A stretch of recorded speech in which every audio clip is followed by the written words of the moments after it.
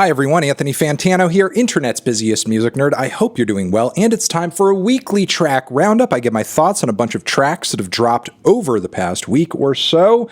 Whether I loved them or hated them or felt somewhere in between, I talk about them and link them down below so you can check them out for yourself. Let's get into it. Also linked down below, of course, our Turntable Lab link. We get kickback from it if you use it to buy some records, buy some turntable stuff, whatever.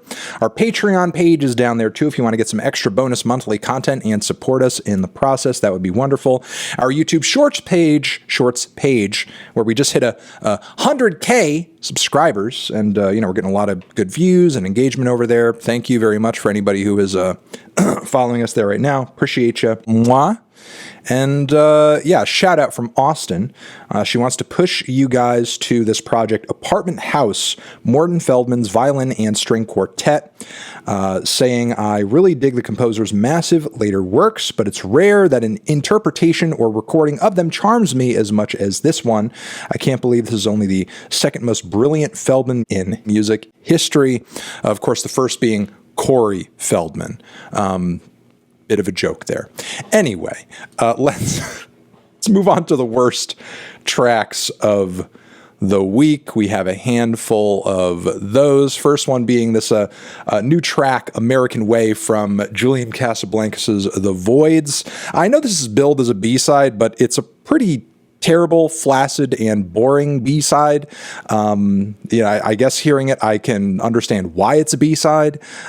Maybe in another iteration or draft, it would have been more intriguing, but this is just like a really kind of lifeless bit of demo rock. Nothing really to say about it. We have this new single from Valee, who you guys may remember is kind of working with Kanye for a little bit. Harry Fraud on production. Track is titled Vibrant and also features Action Bronson. I'm hoping this track is not like a sign of more to come or something, because this is boring. Could barely stay awake through this song to make it to the Action Bronson part. This is so boring and so mid, I can't actually believe it. I have no idea why Harry Fraud is involved in it. This is just boring as sin. We have this new track over here from KennyHoopla, Travis Barker as well, helping him essentially do, a little bit of a pop punk thing. Yeah, this one's pretty mid and boring by pop punk standards as well. We have also this new one from Gus Dapperton, whose music previously I was not really a huge fan of, but I never envisioned there being a point where the vocals would get so painfully annoying and obnoxious and so over-treated and over-affected in terms of just like, various things thrown onto the vocals that it would just be unlistenable and one of the worst, most mutant iterations of pop I think I've heard this year. This is just kind of slop, in my opinion. I dig experimentation, but that's just like, not really doing it for me. And we also have this new one from Dominic Fike, Think Fast, featuring Weezer. Is this a Weezer feature as much as it's a Weezer interpolation? Because it seems like a lot of the, melodic flows, if you want to call them that, are kind of borrowed from Undone or the Sweater Song, and they're not very well or creatively applied. Pretty flaccid and boring rock song all around, with some slight Weezer vibes kind of seeping in and not really saving the song either. And let's move on to the tracks that I thought were meh, not crazy about, but they're not terrible. You might enjoy them more than me. They are as follows. Metric, I guess, are coming out with Formentera 2. Our first taste of it comes in the form of just the Once, and it's a cool little, dancey, disco-fied cut, as I guess you would, expect, given that it is the sequel here. It's not amazing, but, not terrible either. I think it's kind of in line with what we've recently heard from the band, but not besting it necessarily. We have Taylor Swift, who has just come through with the Taylor's version of Speak Now, and there are some From the Vault tracks toward the end of the project, one of the biggest being I Can See You, which I think the song is okay, but production-wise, sounds like if you took the guitars from Clash's London Calling and threw them on a Sheryl Crow song. It's a weird mix that I don't think quite works, but it is what it is. We have a new one from PARTYNEXTDOOR, which I think the tune at the core of this one, Resentment, is not too bad, but the vocals are just like way too laid out in auto-tune and just too understated. The beat doesn't really, go that hard either. Again, decent song, but it just kind of sounds like a demo in terms of the way it sounds and operates. We have a new one from Lil Baby over here, Merch Madness. Pretty standard one from Baby, honestly. Not terrible, but, again, very... I guess I'll say Baby-esque flow. I feel like he's kind of painting himself into a corner at this point. He's not really doing anything adventurous or, kind of ambitious in the way that he was starting to a few years ago, several years ago. Now he's really just, I think... starting to hit a bit of a rut and not really pushing himself to improve upon his sound. He's just kind of, doing whatever. The indie rock outfit GROUPLOVE is back with a new project that's been getting some attention. Cheese is the name of one of the bigger cuts off the album. I would say it's a pretty standard and squeaky clean little portrayal of indie rock. Not too bad. Not, blowing me away either. It's fine. It's passable. It's okay. We have a new one from Ghost as well, featuring Patrick Wilson. It is a cover of the song Stay from Shakespeare's Sister off of this new movie soundtrack that I'm not too deep into or anything like that.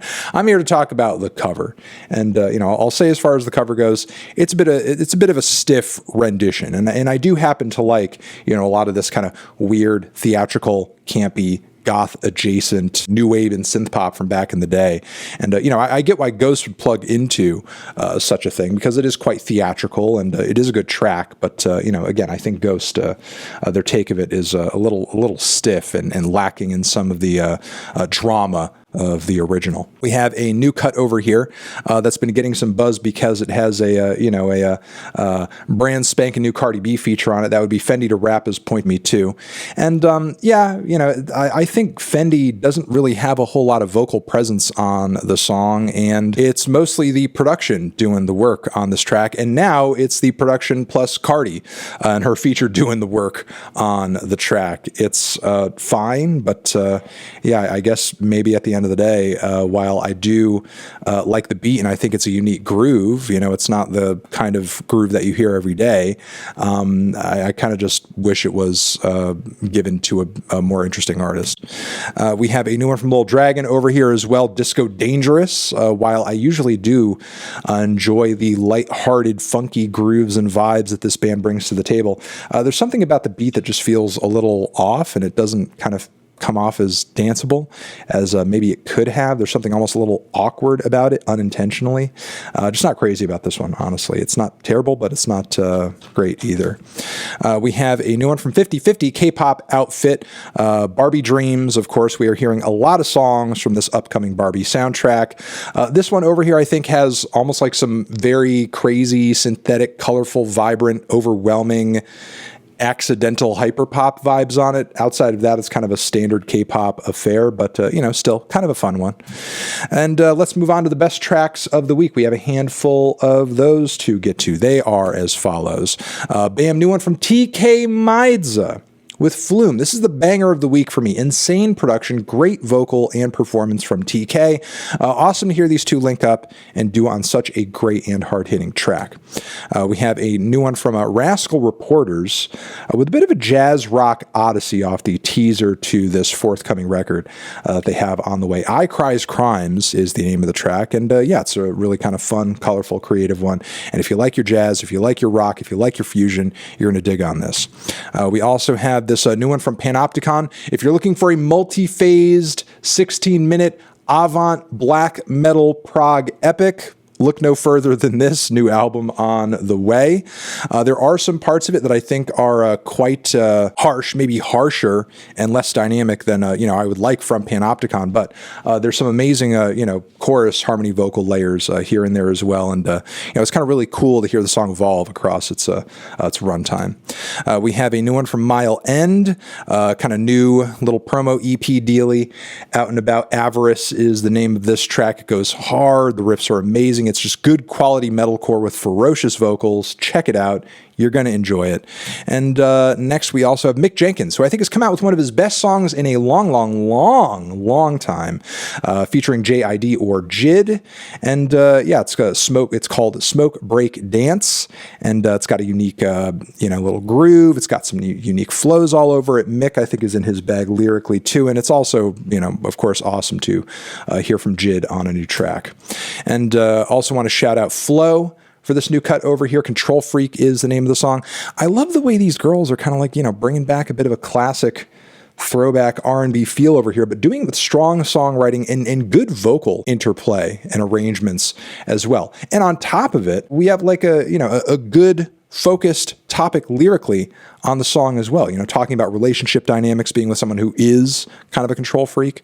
Yeah, it's a great track. Loving it. It's fantastic. And lastly, Astra King. If you like your pop very jittery and strange and oddly produced, I think you are going to dig on this track a little bit closer off of this new EP they have out. And that is going to be it for the best tracks and worst and everything in between of the week. Weekly track roundup wrapped up. Love ya. Mwah. Hopefully you got some good recommendations out of this video. You may be able to check out another one over here next to my head. You could do that. And I will see you guys in the next one. Anthony Fantano, tracks forever.